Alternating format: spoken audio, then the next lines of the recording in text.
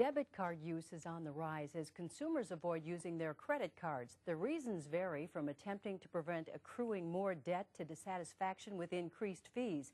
If you're one of these individuals, it's important to know that while debit cards are a great tool for managing money, the cards have some features travelers should be aware of.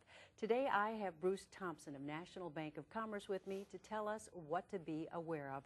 And Bruce, what would be one of those concerns? Well, the good news, Michelle, is that the security provisions for the debit cards have pretty much come up to equal a lot of the security provisions that have been afforded through credit cards. But you really need to pay attention to your credit card agreement, read it carefully to understand what those protections are. So that's a good thing. The other thing is that, you know, with a debit card, of course, a breach of security on that can impact your account much quicker than a credit card, because the debit is immediately out of your account. It's your money, and it can be gone quickly. So it takes quicker action to intercept the fraud and try to resolve the issue. And I would imagine that all the rules apply to guard your card with your life. Don't share those numbers with others. Well, for sure. And also, you know, based on what your credit card agreement says, there can be differences in the security provisions based on whether or not the charge is a signature-based charge or a PIN number-based charge.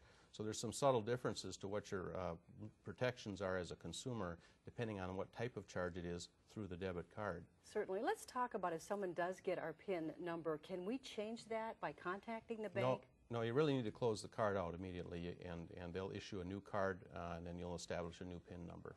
And that's where it's really important to have close ties with your banker or your bank, I would imagine. Sure. Closing out a debit card can be more difficult because it's just like a checking account. You may have existing checks still outstanding that have yet to clear through. So you want to make sure that you've got everything cleared through before you close it out, because it could create some problems there. But your bank is well equipped to help you with those circumstances and get it closed out properly and reopen a new one and move on. Okay, well, thank you very much, Bruce. And next week we're again going to be covering some of the aspects to be aware of when we're traveling with those debit cards. If you have a question for our Money Minute experts, log on to northlandsnewscenter.com and drop us an email, or send your questions to Money Minute, Northlands News Center, 246 South Lake Avenue, Duluth, 55802.